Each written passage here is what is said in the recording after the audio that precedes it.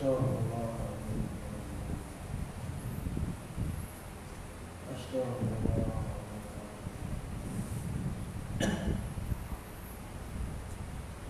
A'udzu billahi minasyaitonir rajim. Bismillahirrahmanirrahim. Alhamdulillahirabbil alamin wa bihi nasta'in ala umuri waddin. Wassalatu wassalamu ala asyrofil anbiya'i wal mursalin sayyidina Muhammadin wa ala alihi wa sahbihi ajma'in. Rabbi shrah li sadri wa yassir li amri wahlul 'uqdatam min lisani yafqahu qawli. La haula wa la quwwata illa billahil 'aliyyil 'azhim. Assalamualaikum warahmatullahi taala wabarakatuh. Tuan-tuan, hadirin hadirat yang dikasihi dan dirahmati Allah sekalian. Alhamdulillah, bersyukur kepada Allah Subhanahu wa taala kerana dengan limpah kurnia dan taufik hidayah serta inayahnya kita masih lagi diberikan nikmat iman dan Islam. Kita masih lagi diberikan kesehatan, kelapangan dan kekuatan untuk kita melaksanakan ibadah kepada Allah Subhanahu wa taala, untuk kita melakukan perintah Allah dan kita meninggalkan larangannya. Mudah-mudahan kehidupan kita di atas muka bumi ini kehidupan yang mendapat rahmat dan keberkatannya dan kita mendapat bahagia di akhirat insya-Allah. Jadi tuan-tuan, malam ini kita mula kuliah kita selepas hari Fitri.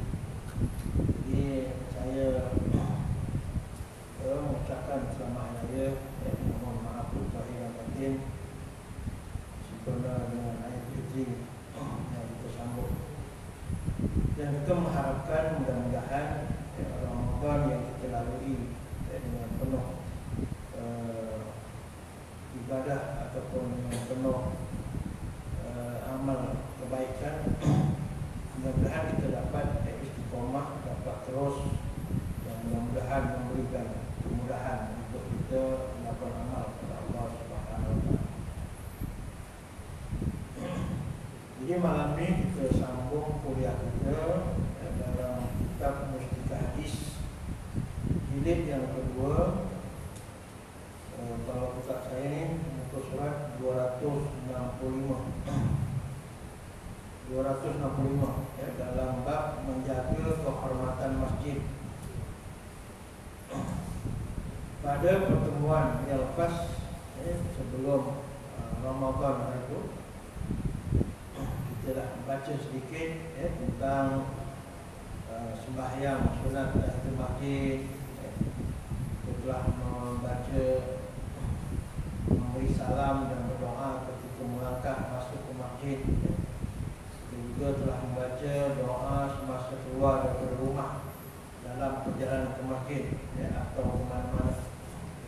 Jadi mudah-mudahan tuan-tuan yang kita dah baca itu kita dapat amalkan sedikit untuk maknanya istilahnya kita mendapat ilmu yang bermanfaat. Sebab bila matinya anak Adam ada 3 perkara yang terus.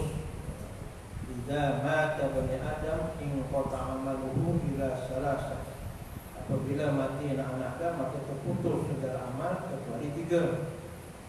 Sadaqatun jariyatun, sedekah jariah. Wa ilmu yanfa'u bi, ilmu yang memberi manfaat. Yang ketiga, waladun yad'u lah, anak yang soleh yang mendoakan kedua-dua. Yang kedua ni ilmu yang memberi manfaat, maknanya ilmu yang kita amalkan. Jadi kita baca sedikit menjaga kehormatan masjid. Masjid dan surau ialah tempat yang suci dan mulia, yang memberi pengertian dengan menamakannya Baitullah. Masjid itu kan selain daripada perkataan masjid, maknanya isim makan. Isim makan merupakan tempat masjid, tempat sujud.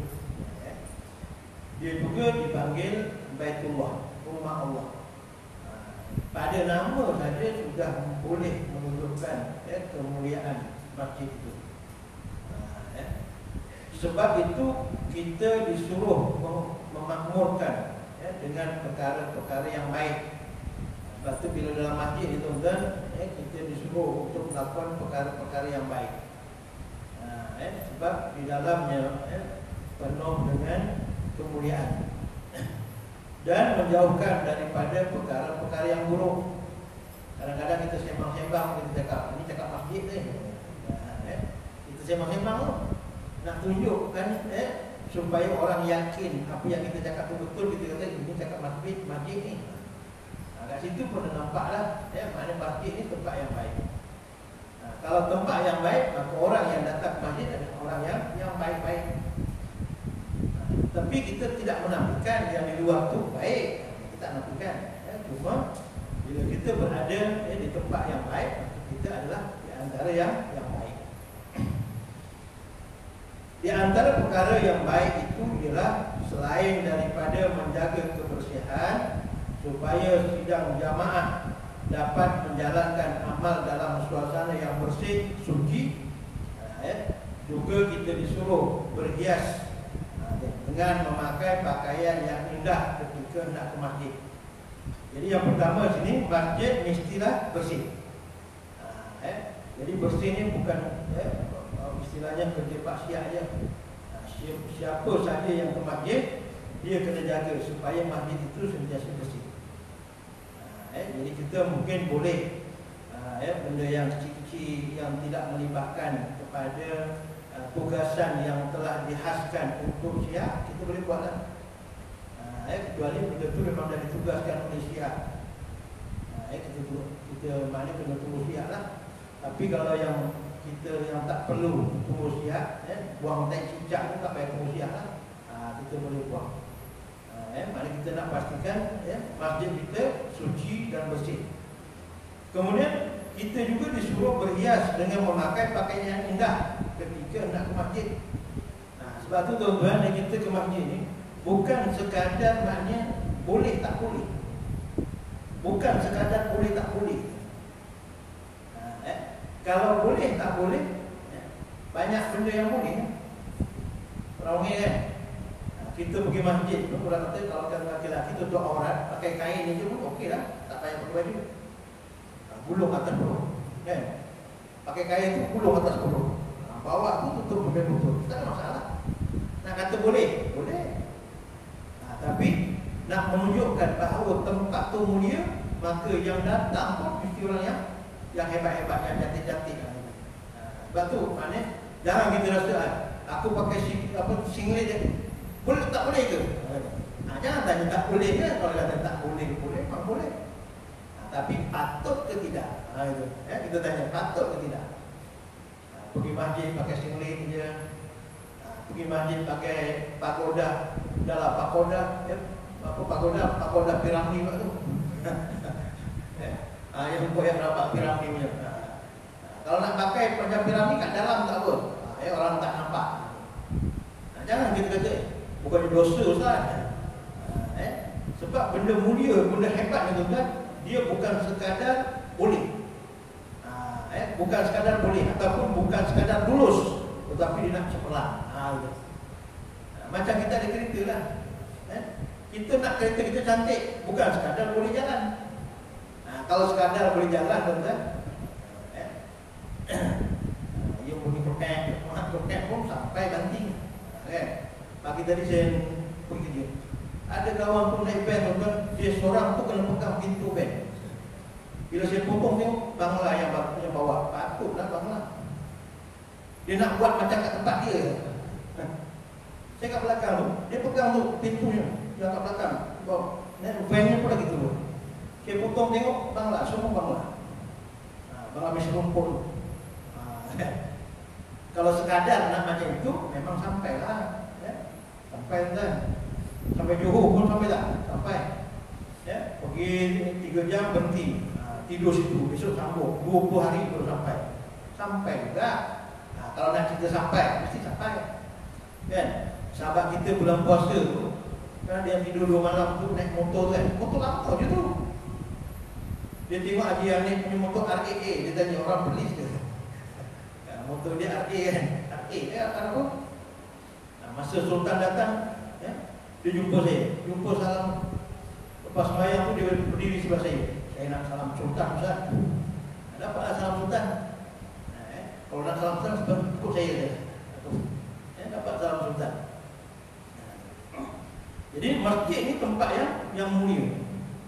Bila tempat mulia, maknanya kita kena muliakan dia. Macam saya sebutlah, kita nak pergi istana tu. Rupanya kawasan istana ni mencangkung pun tak boleh. Mencangkung bukannya dekat bangunan, bawah pokok. Nak mencangkung pun tak boleh. Saya nak tunjuk tu. Sebab tu bila kita masuk masjid tu kan, cara duduk nak jaga, cara sembang nak jaga.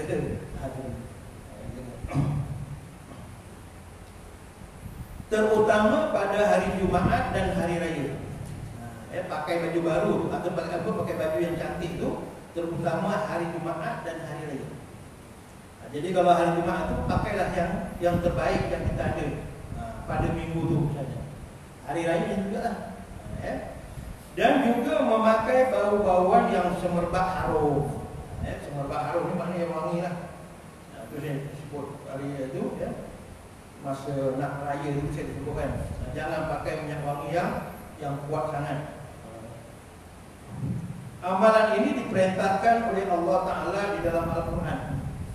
Ya Bani Adam, khudhu zinatakum inda kulli masjid. Wahai anak-anak Adam, pakailah pakaian kamu yang indah, berhias pada tiap-tiap kali ke tempat ibadat atau mengerjakan sembahyang. Maksudnya setiap kali kita ke masjid untuk sembahyang atau untuk ibadat, pastikan kita pakai pakaian yang indah, yang cantik. Sebab tu saya sebut dalam apa saya buat assignment itu, bila kita kaji tentang sunnah Nabi. Di antara sunnah Nabi ni, Nabi tidak berpakaian pelik dari orang. Itu di antara sunnah Nabi. Jadi kita jangan buat pakaian pelik lah. Kalau tempat kita macam biasanya, jangan pelik-pelik. Contohlah tuan-tuan, kalau tempat kita ni orang Melayu, kita pakai pakaian punjab pelik ke atau kecuali kita berada tempat dia. Kita berada tempat dia tak pelik lah jadinya. Tapi bila kita berada tempat kita, jadi pelik lah. Orang jauh pakai baju punjab, pelik lah. Sebab tu saya pernah di Masjid Bandar Bersabdi di sebelah sekolah. Saya ada juga kadang-kadang disuruh bagi tazkirah Zuhur, tazkirah Jumaat. Jadi satu hari itu sembahyang asar, saya sembahyang kat situ. Yang jadi imam tu pakai seluar yang macam orang Arab tu, macam orang Arab, bukan macam orang Arab, macam orang Pakistan lah. Tapi orang kita, lepas tu pakai macam t-shirt je, t-shirt pagoda yang ada poket sini. Jadi imam. Lepas jadi imam, lepas sembahyang tu dia Ustaz, tolong cakap Ustaz, makmum pakai jubah dan jastik, imam ni pun dia. Dia kata ada pengurus masjid ada komplain ada. Saya tak berani bukan tempat saya. Kalau tak komplain boleh lah saya. Maknanya makmum tak selesa kan. Kalau nak cerita boleh kan? Tak ada masalah sebab dia tidak membatalkan sembahyang. Dia tutup aurat. Tapi di tempat sini pun saya pernah. Saya pakai baju ni tuan-tuan, baju tumpah. Saya baju Melayu pakai kain ni. Saya baju tumpah. Turun ada orang tegur ni. Dia kata kamu hari ini kamu dilantik jadi imam, pakai yang terbaik sebab makmum lebih baik daripada kamu. Tak acik lah. Dari sudut boleh tak boleh memang boleh. Tapi dari sudut istilahnya kamu diberikan kemuliaan jadi imam hari itu. Maka pakai yang terbaik. Sebab tempat ni tempat baik. Ditegaskan juga oleh Rasulullah SAW dalam hadisnya yang bermaksud, pakailah pakaian yang baik serta berhiaslah, asalkan jangan kerana bermegah-megah dan sombong. Kita nak pakai apa? Pakai. Cuma dia punya batasan dia, jangan bermegah-megah, jangan nak tunjuk-tunjuk, dan jangan sombong. Sebab itu ada setengah pendapat yang mengatakan pakai baju lengan besar, pakai seluar yang menutup kuku lali. Dalam satu kitab tu memang dia ada, itu di antara, dia kata perangai orang raja-raja yang sombong zaman dahulu. Maka ada setengah ulama mengatakan pakaian yang lengan besar, yang kaki tutup kulali itu pakaian orang sombong. Maknanya makruh, dia kata, dihukumkan makruh. Itu yang sembahyang kadang-kadang pakai seluar yang atas kulali, itulah konsepnya. Tapi dalam banyak kitab-kitab Syafi'i, dia tidak ada masalah. Selagi kita pakai itu bukan kerana kita meniru sebab sombong juga. Dan janganlah pula melampau-lampau. Melampau-lampau. Ada pula yang pakai, laki-laki pakai labuci pun ada. Dia nampak klik-klik pun ada. Jangan melampau lah. Kerana Allah Ta'ala suka melihat kesan nikmat-nikmatnya kepada hamba-Nya. Jadi kalau kita pakai baju baru tu kan, sebagai tanda kita syukur, Allah Ta'ala bagi kita rezeki lebih, kita beli yang untuk yang selesa, kita beli untuk yang cantik, itu tak ada masalah. Cuma jangan bermegah-megah. Sebab tu saya selalu sebut, kalau misalnya kita ada masjid, bawa lah masjid ke masjid, bukan nak tunjuk. Maknanya Allah Ta'ala bagi kemudahan kan, bawa lah. Bawa. Jadi kata tu guru dia dulu, kalau kita nak latih supaya kita hilang sifat sombong tu, kena selalu pakai, kena selalu bawa, supaya dah rasa tak ada apa. Hadis Ibnu Majah dan Nasai. Sebaliknya kaum perempuan, ini pun kita dah bincang itu nak raya tu kan, dalam kitab Mustika Hadis juga, tapi itu dalam bab hari raya. Sama juga. Sebaliknya kaum perempuan apabila nak ke masjid atau ke surau, hendaklah memakai pakaian yang sederhana saja. Jadi orang perempuan ni kalau beli telpung Siti Khadijah, pakai kat rumah. Dia pakai kat rumah. Nanti dah agak loso sikit, dah lama tu baru bawa ke masjid. Dia beli yang baru tu pakai kat rumah dengan suami. Dia tunjuk kat suami tu, itu lebih afdal. Nanti dah lama sikit, barulah bawa ke masjid. Jangan beli yang baru tu pakai terus bawa ke masjid. Sebab yang sederhana. Laki lain dengan laki-laki. Dan dilarang memakai bau-bauan. Jangan pakai bau-bauan. Kecuali sedikitlah, dalam kitab ni sedikit untuk menjauhkan daripada fitnah. Sebab badan kita ni berpeluh, badan kita ni kadang-kadang berpeluh dan sebagainya. Kalau tak pakai, mungkin kita jenis lagi, kalau yang jenis perlukan terpung bukan dia, ada orang pakai kan, kadang panas perlu. Jadi kalau perlu ataupun masa pakai tadi, lepas ambil wudhu basah disekup pula kan, mungkin bau. Jadi kita pakai bauan untuk menghilangkan fitnah, jangan sampai masyam. Itu. Tapi kalau misalnya dia ni baru mandi tak masam, tak apa, tak payah pakai. Ini diterangkan dalam hadis yang berikut, an Abi Hurairah radhiyallahu anhu qala Rasulullah sallallahu alaihi wasallam, la tamna'u ima Allah masajidallah wal yakhrujna tafilatin ghayra mutaqayyibatin, rawahu Imam Ahmad wa Abu Dawud.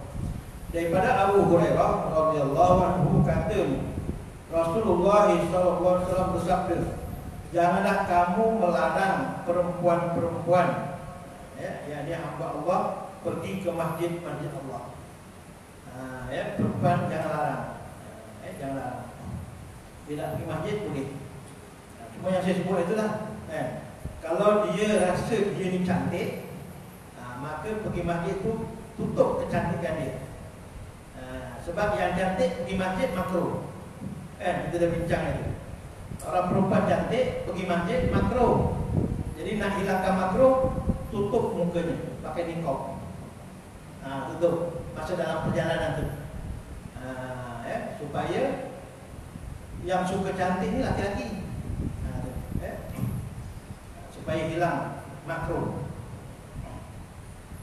Tapi jangan larang orang perempuan dia ke masjid. Cuma bezanya waktu solat Jumaat.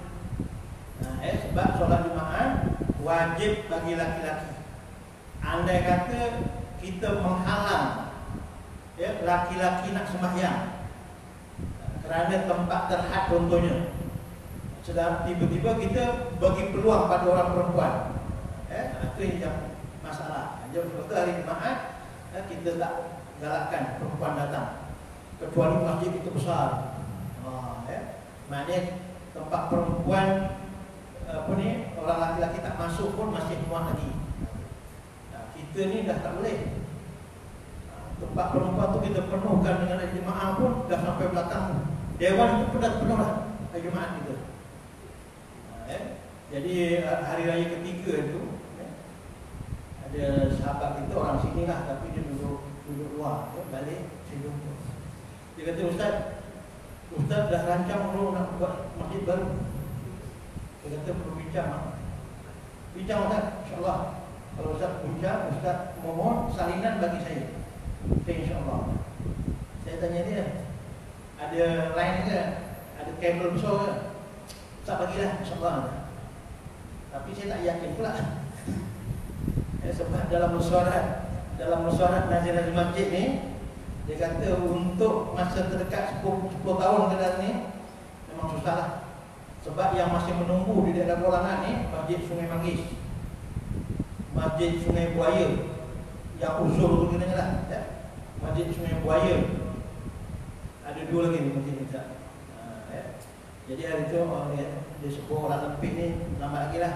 Mohon boleh yang itu pun Sungai Manggis hari tu dah lulus. Lepas tu tak jadi, tarik balik. Sungai Buaya dah kata dah masuk dalam rancangan beberapa dah ada dah. Tiba-tiba hilang tadi. Ayat dia dah hilang dari radar. Kata PT Tuan Koti kan, dah hilang dari radar dah. Tak tahu lah dia mungkin tak. Cuma kita nak fikirkan lah. Lepas kita nanti tanah tu kita tengok sebelah dan belakang ni macam mana.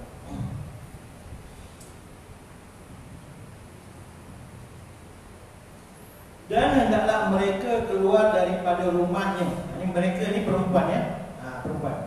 Dan hendaklah mereka yakni kaum perempuan keluar daripada rumahnya dengan memakai pakaian yang sederhana. Tengok ni dalam hadis ya.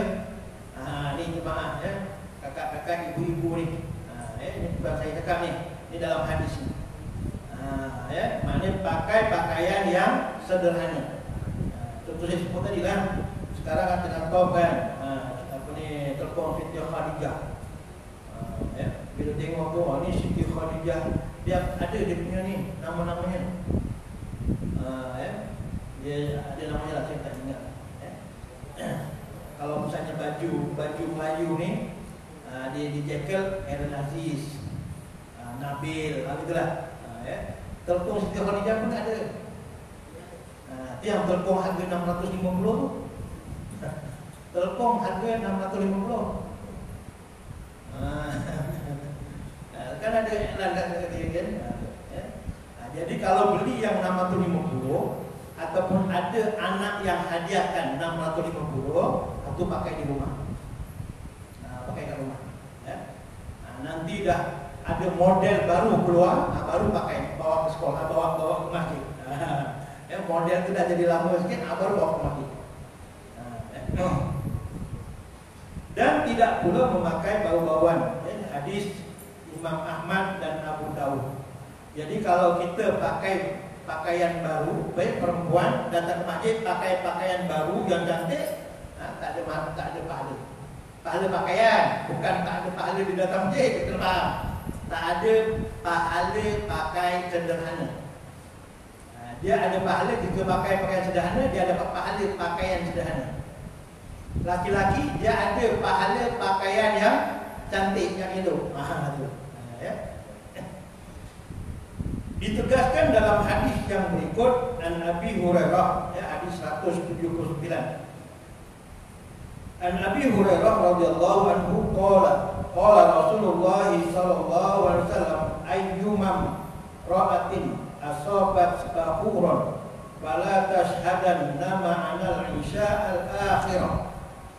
Daripada Abu Hurairah radhiyallahu anhu katanya, Rasulullah sallallahu alaihi wasallam bersabda, mana-mana perempuan yang mengenakan, kalau ni susah juga nak baca tu. Mana-mana perempuan yang mengenakan benda-benda yang harum. Benda harum ni bukan mestinya minyak wangi. Dia ada satu namanya ambar. Ambar ni dia macam kapur barus. Dia yang itu tahan lama tu, 3 hari pun tak hilang. Dia main gosok itu. Dia macam kapur ambar. Mana apa pula. Sekarang ni ada dia macam bunga kan, bunga dikeringkan. Kan?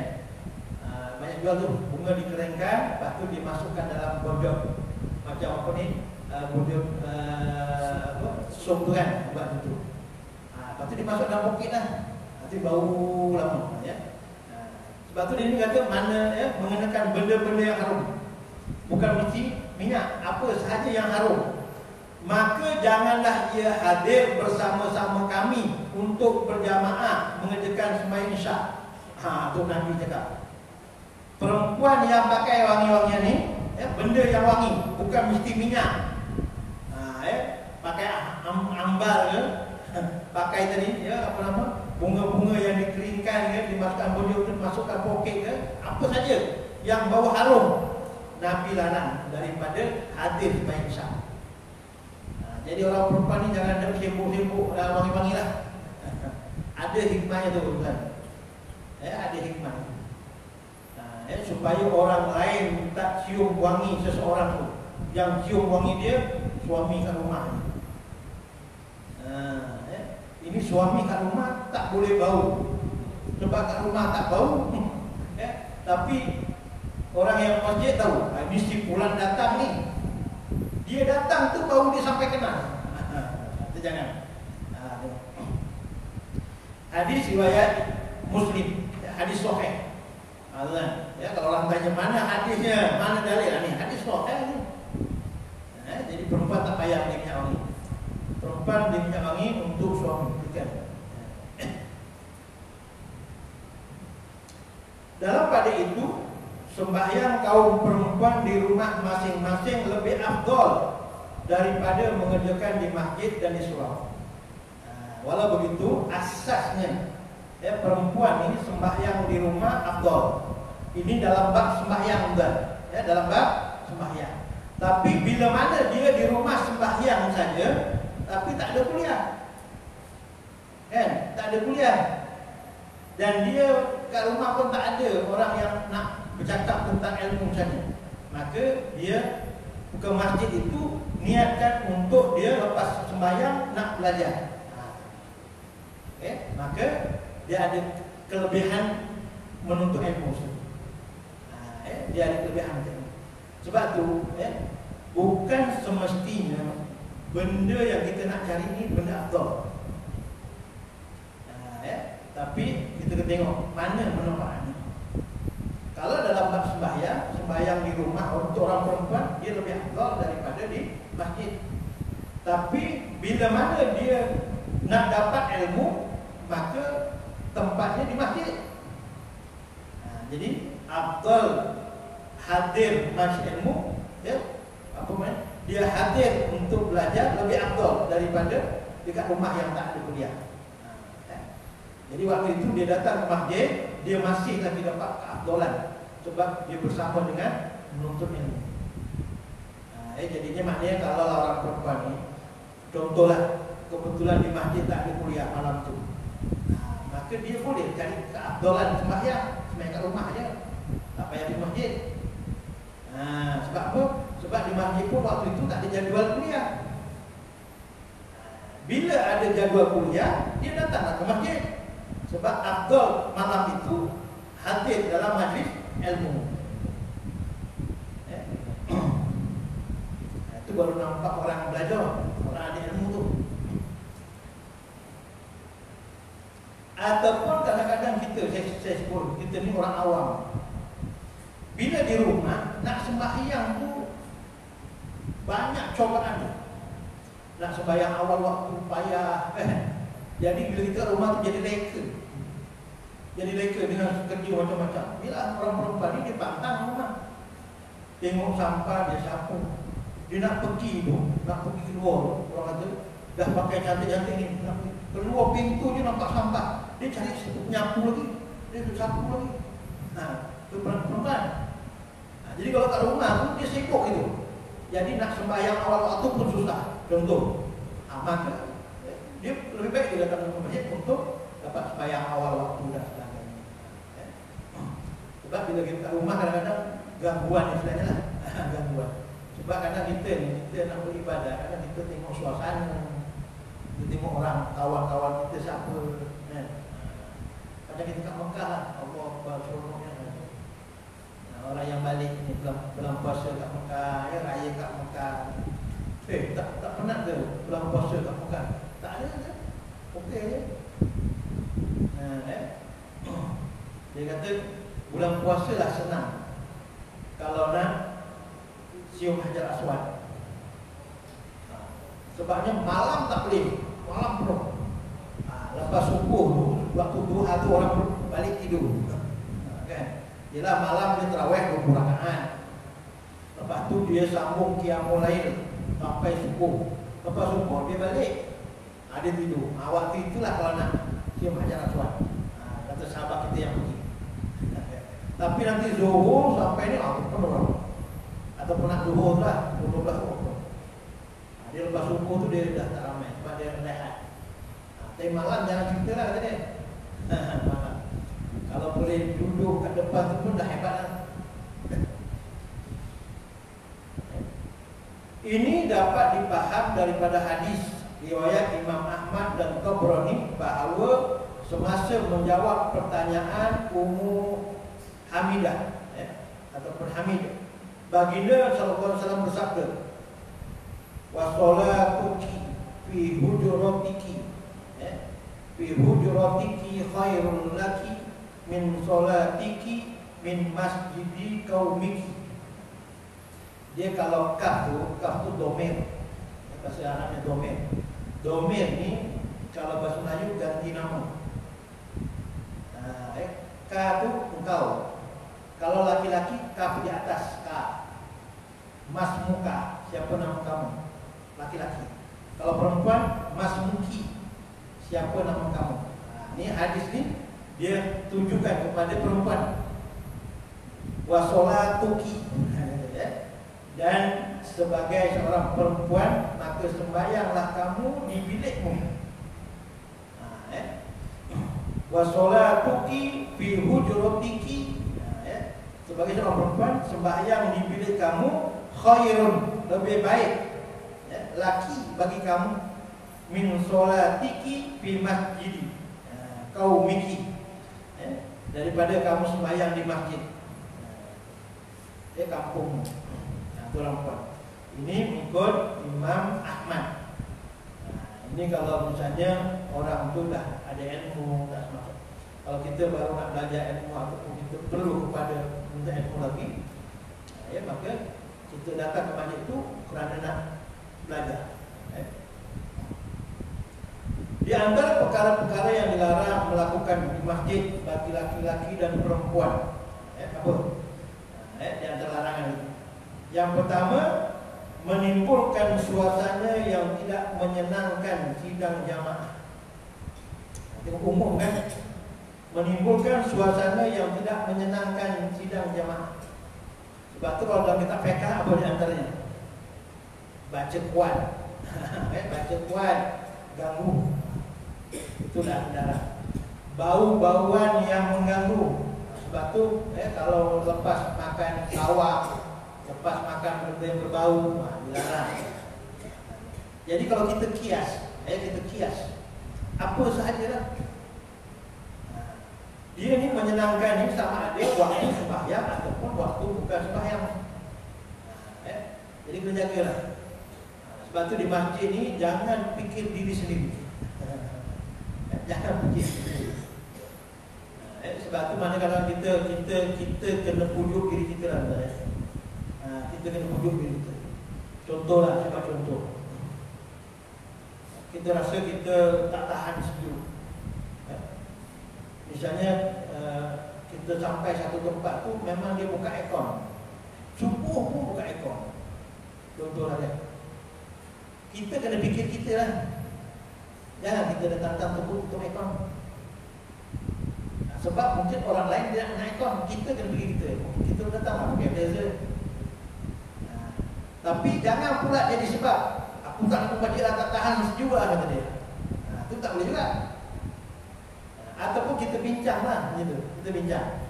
Aircon tu kalau nak buka, jangan kuat sangat lah. Janganlah 16, 20 je lah gitu.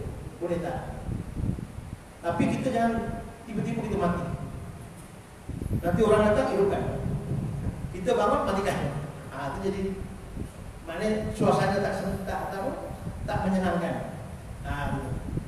Jadi kita kena fikir untuk umum lah, jangan kita fikir sendiri. Contohnya kita tak sesuai, kita nak aircon kan, kita pakai blazer, ataupun kita cari tempat-tempat gitu. Sebab kalau kita tutup panas, menyusahkan orang ini kan. Kita kena fikir jangan menyusahkan orang, susah diri tak apa. Gitu. Jadi kalau masing-masing jangan menyusahkan orang, insyaAllah dia akan boleh lebih kurang lah. Contohlah kali itu, ayah ini demam lah, tak boleh sejuk. Jangan pun kita matikan lah, kesian kawan demam. Okey, tak ada masalah. Tapi itulah maknanya kena cakap secara baik lah. Contoh Pak Siak macam ni, contoh Pak Siak yang tahu. Hari ni boleh tak? Subuh tak payah pasang aircon. Tak sihat lah. Ataupun kita sorangan. Yang sini jangan pasang. Contoh kan, aircon pasang kan, boleh tak yang sini jangan pasang? Ataupun kita dah tahu yang situ rosak, kita duduk lah sana. Gitu lah. Maknanya masing-masing kena fikirkan. Jangan maknanya kita nak menyusahkan orang. Kalau kita tutup misalnya, tempat tu panas, walaupun kita waktu itu sesuai dengan panas, tapi menyusahkan orang, tak boleh juga. Jadi maknanya masing-masing kena fikir kita. Baik diri sendirilah. Jangan sampai menyusahkan orang. Itu satu. Sebab tu yang kedua yang saya pernah sebut, bila kita bermasyarakat itu dalam kitab Sirul Salikin, Syekh Abdul Samad Al-Palembang. Kita ni bila duduk masyarakat ni, jangan sangat orang kata mudah sangat kita nak komplain dan sebagainya. Kalau benda tu masih misalnya contohnya dalam masalah sunnah, makruh misalnya, dilarang tapi makruh, jangan kita tentang ataupun kita tak suka tu sampai macam haram. Bila bermasyarakat, tapi kalau kita tak nak buat bersama makruh, kita buat sendiri dah. Jangan kita paksa orang supaya jangan buat ni sebab benda ni makruh. Jangan. Sebab makruh tu masih pilihan aja. Macam juga benda sunat. Benda sunat tu kita paksa orang suruh buat. Sebab benda tu sunat. Kecuali benda tu wajib, orang tu tak buat, kita tegur. Benda tu haram, dia tak boleh tinggal, dia masih buat, kita boleh tegur. Tapi kalau benda tu sunat, kita tak boleh marah, tak boleh paksa dia untuk ditinggalkan. Bila kita bermasyarakat. Itu yang pertama, menimbulkan suasana yang tidak menyenangkan sidang jamaah disebabkan memakan jenis-jenis ulam yang kurang elok baunya. Contoh, ini contoh. Daripada mulut, bukan masalah makannya. Tak gosok gigi misalnya, 2 hari tak gosok gigi. Bila dah tak gosok gigi, lepas tu campur lagi dengan makan benda yang bau, lagi lah. Saya selalu sebutlah, minta maaf ya, misalnya campur dengan rokok misalnya, begitu. Kalau ni, kalau siapa yang isap rokok, kena jaga juga. Jaga. Yang kedua, menimbulkan suasana bising, sama ada untuk mencari benda yang hilang, tertinggal barang. Kita tengah sembarang nak terbayang, kita cari mana aku punya, nampak tak aku punya, jumpa kawan nampak tak, bising kan? Itu dilarang. Atau menyaringkan suasana atau menyaringkan suara semasa duduk membaca Al-Quran dan berzikir. Kalau dekat masjid pun baca Quran tak boleh kuat. Kecuali kita tengok lepas subuh tak ada orang lain, tak apa. Tapi kalau misalnya ada orang lain sedang beribadat, sembahyang apa, kita kena baca perlahan. Jadi kalau baca Quran pun tak boleh, kan? Apa lagi? Sembang. Berzikir pun tak boleh. Padahal berzikir itu suruh buat. Apa lagi? Sembang. Kerana perbuatannya yang demikian mengganggu ketenteraman orang-orang yang sedang sembahyang. Sebab itu tuan-tuan, contoh di pondok pasir belajar, pondok Masjid Tumbuh, dia kuliah dia tuan-tuan, pasal sana dah jadi budaya dia lah, sebab dia Jumaat cuti. Hari Jumaat tu kuliah dia pukul 9. Dia kuliah duha 9 hingga 11.30 kuliah. Jadi nanti waktu nak sembahyang ni lebih kurang pukul 12 tu dah orang dah datang kan. Sunyi. Tak ada ngaji Quran ke, plastik ke, tak ada. Pernah sekali mana ada orang pasang lah. Guru panggil tak boleh. Sebab dah ada kuliah, tadi dah ada kuliah. Macam ilmu dah ada. Maka waktu itu untuk orang berzikir. Dia ajarlah supaya jemaah ni berzikir. Tapi di Selangor ni dia tak ada suasana itu. Tak ada suasana itu. Maka kita mengambil kesempatan dengan alasan menuntut ilmu ataupun menyampaikan ilmu itu lebih afdal daripada zikir dan baca Quran. Maka kita buat majlis tazkirah di antara masa orang berhimpun.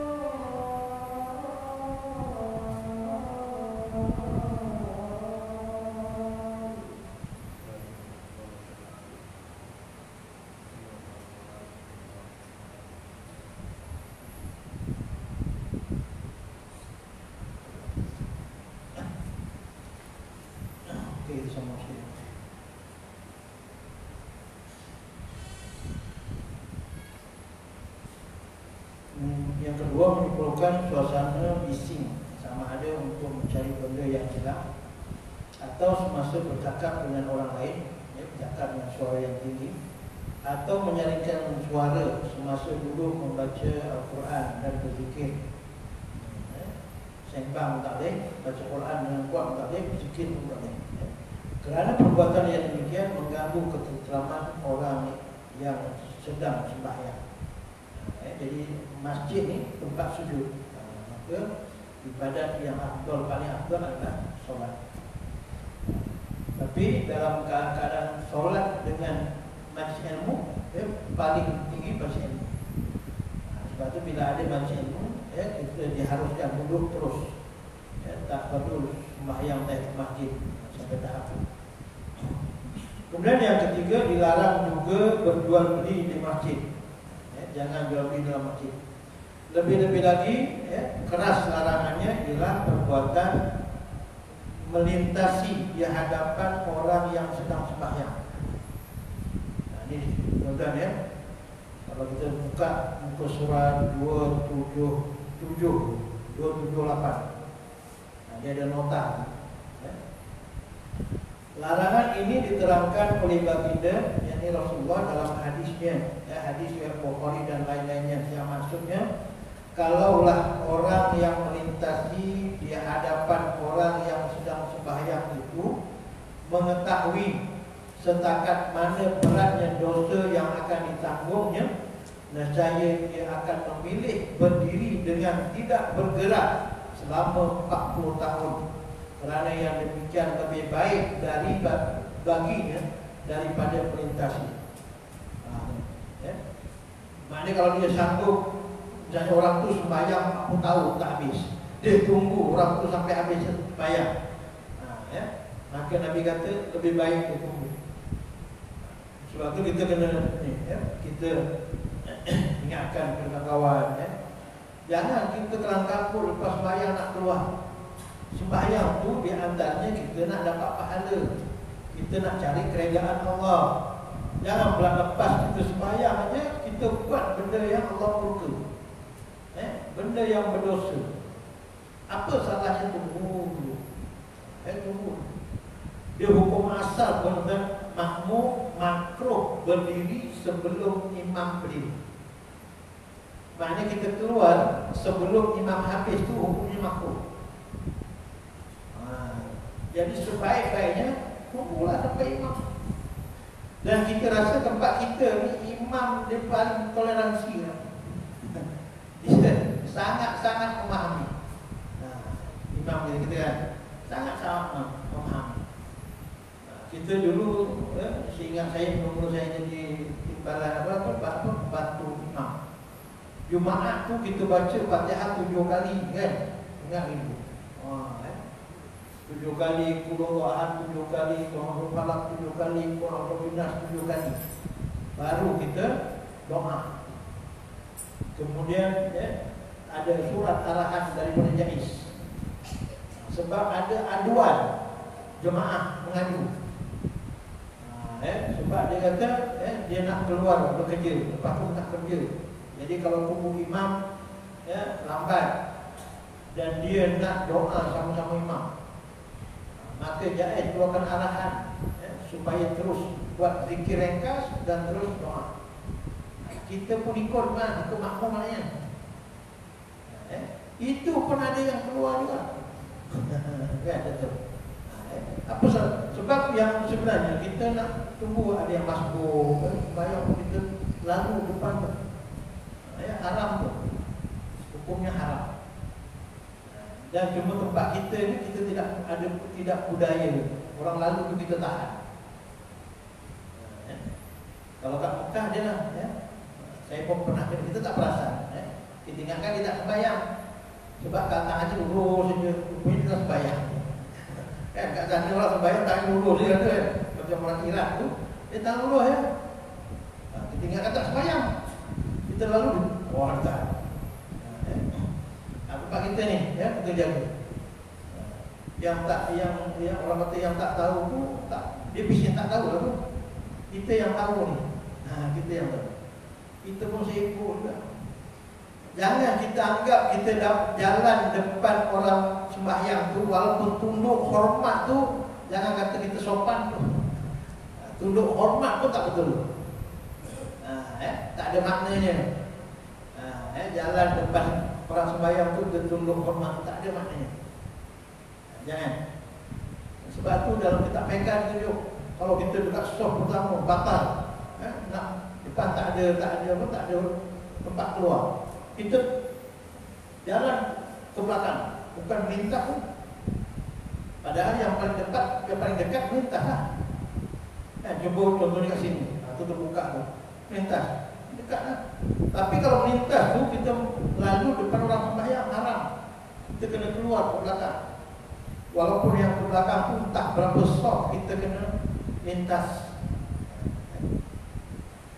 Cuma saya tak dapat dekat kitab cari dan jumpa. Cuma Tok Guru kata, bila kita nak melintas tu, kita pegang hidung, pegang perut. Tak ada makna kita ada masalah kan. Pegang hidung tu makan betul ke boleh, supaya jamaah tu dia akan bagi laluan dah. Jangan bangkai, kita nak lalu dia makin keras. Jangan minta depan dan haram, berdosa. Haram tu mana aku mana haram? Buat dapat dosa, tinggal dapat pahala. Melintas tu berdosa, tidak melintas dapat pahala. Kita nak keluar melintas kalau sembahyang, kita lalu dapat pahala. Pahala tidak melintas depan orang sembahyang. Ini kadang banyak tu, lagi budak-budak tu nak cakap macam mana. Dia datang masjid, alhamdulillah. Tapi waktu kuliah dia tak ada. Nanti sembahyang kita soft pertama, imam Allahu Akbar, jadi kita minta tolonglah bapak-bapak, yang anaknya datang tu pesan baik-baik, pesan, jangan marah-marah tu, pesan. Sampai satu ketika nanti kata, betul lah ayah cakap. Kadang-kadang kita, contoh saya lah, kita kan ajar kan, cakap dengan anak tak berapa percaya. Nanti dia kat sekolah atau macam mana, jumpa dalam bab tu, dia kata, ya, yang ayah cakap tu betul lah. Memanglah ayah cakap betul. Takkan kita nak ajar benda salah, tapi dia tak yakin. Sampai satu ketika dia belajar tu dapat ayah cakap betul lah. Jadi mana kita cakaplah, betul. Anak-anak bapa yang bawa anak tu, mana kena ingatkan. Cakap dia jangan main, nak main lepas sembahyang nanti, jangan lalu depan orang bekas sembahyang. Dan sebaiknya kalau kita sembahyang, contohnya kita sembahyang, datang masuk tu, kita sembahyang, letak sesuatu, kat depan. Manehat kita sujud sampai mana, depan tu kita letak, supaya jangan orang lalu.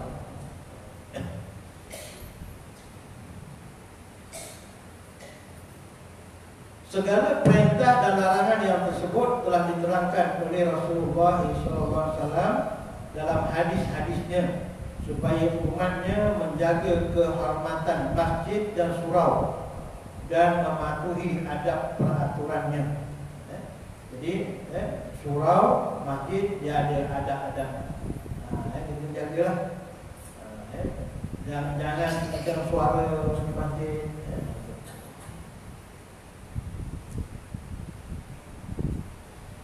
Okey, habis untuk malam ni, tajuk menjaga kehormatan masjid. Mana masjid ni tuan-tuan, kita masuk je ibadah. Kita masuk masjid ibadah. Maka kita jagalah adabnya. Jangan sampai kita masuk masjid tak perasan kaki kanan ke kaki kiri kita langkah. Sebab masuk tu ibadah. Jadi pastikan masuk masjid langkah kaki kanan. Sebab ibadah tu. Jadi maknanya bila mana masjid tu tempat yang mulia, tempat yang masuk tu ibadah, jadi kita buat tu semua dengan keadaan kita sedar. Jangan tak perasan aku masuk kiri kanan dia. Jadi rugilah pahala tu. Jadi maknanya masuk kanan, masuk langkah kanan dengan doa. Kemudian kita sembahyang di masjid. kemudian kita niat i'tikaf. Bila kita sembahyang di masjid, kita niat i'tikaf, maka selama kita berada dalam masjid itu ibadah. Kita pun dah baca dalam jilid yang pertama tu, di antara afdal, tempat di antara waktu afdal, iaitu ketika mana kita berada dalam masjid, kita menunggu waktu sembahyang. Mana kita datang masjid tu kerana kita nak tunggu waktu sembahyang. Itu di antara waktu yang afdal. Afdal kita berdoa, afdal kita, sehingga dalam hadis itu maknanya para malaikat akan berdoa untuk kita, dan juga makhluk yang berada di lautan dan di daratan berdoa untuk kita. Habis, insyaAllah kita akan sambung untuk akan datang menghidupkan masjid dan surau dengan majlis-majlis ilmu. Saya sambung sikit tadi. Di Kelantan suasananya begitu. Di Selangor ni suasananya lain. Sebab itu kita ambil kesempatan majlis ilmu ketika hari Jumaat itu pada tazkirah. Pada tazkirah. Begitu juga pada sembahyang tarawih, kita ambil kesempatan. Sebab suasana kita lain. Dan orang Kelantan Terengganu ni kalau hari Jumaat tu, apa kuliah duha dia sanggup naik hailak tu, semua berdiri tu. 20 orang naik hailak tu. Daripada kampung tu dibawa sampai naik lori tu sampai tahap tu. Yang kereta biasa ni jangan cakap lah. Di Rusila tu tuan-tuan, Tok Guru khatam Al-Quran, tafsir Al-Quran daripada Al-Amin sampai Tim Juzul tu dah 4 kali khatam. Cuba bayangkan. Zaman saya kat sana tu tahun 84 tu, saya dulu boleh kata tidak bulan saya pergi. Pernah pergi, tak ada duit, nak pergi Terengganu, pergi tepi jalan, tahan lori. Gimana? Rusila. Kita tahu. Kadang-kadang tak sampai, Pasir Mas turun, sambung lagi. Hari Khamis sudah keluar. Hari Khamis pondok cuti, dia kena hari Khamis tu dah cuti dah. Petang Khamis bawa beg kita nak. Tahun 84 sampai sekarang ni 4 kali khatam. Dia orang kata sibuk macam mana pun hari Jumaat dia balik, kecuali dia berada di luar negara. Baru orang lain ganti. Tu gila kan kita tengok kan. Memang orang kata ramai. Bukan setakat situ je, masjid-masjid lain pun di Kelantan juga. Walaupun kalau dulu nampak dah, kadang dia pakai kain ni, dia gulung sampai atas lutut. Aurat tak jaga, tapi tengok kuliah tu bersungguh dia. Dia sampai tahap tu. Jadi dia punya kuliah malam kadang kurang. Terus seminggu sekali tu ramai. Jadi tempat kita ni suasana ilmunya kurang kan. Kita lain pula, suasananya malam lepas maghrib, dengan kita Jumaat tu kita ambil sikit lah. Cuma yang Jumaat di tempat kita ni, pasal Jumaat tu waktu nekat, kita nak panggil orang luar macam tak berbaloi. Sebab tu saya curuti sendiri lah. Ada berminit kan, berminit, 20 minit. Kita nak panggil orang luar tak berbaloi. Kita panggil orang luar, nak bagilah juga kan, Salwati dia naik kereta dia apa semua. Nak bagi RM50, tak patut pula. Nak bagi 500, 15 minit pula. Itu saya ceruti lah. Kita tahan dengar je lah. Mudah-mudahan ada perubahan itu je. Wallahualam, insyaAllah kita akan bincangkan menghidupkan masjid dan surau dengan majlis-majlisnya. Wallahualam. أعوذ بالله من الشيطان الرجيم بسم الله الرحمن الرحيم الحمد لله رب العالمين والصلاة والسلام على رسول الأنبياء والمرسلين سيدنا محمد وعلى آله وصحبه أجمعين اللهم صل وسلم دينا وسلم توحيدنا وسلم معرفتنا وسلم أجسادنا اللهم اختار الخير وأرض البركة وأرض النعمة وأرض القوة وأرض السلام وأرض الجنة اللهم جمعنا هذا جمعا معصوما وتفرقنا من بعده وقنا ربنا آتنا في الدنيا حسنة وفي الآخرة حسنة وقنا عذاب النار وصلى الله على سيدنا محمد وعلى آله وصحبه والحمد لله رب العالمين. Taqabbal Allah minna wa minkum. Tuan saya nak ambil perhatian sikit untuk sambutan hari raya di hari Ahad. Tolong war-warkan pakat sama-sama suruh orang datang. Kita mula lebih kurang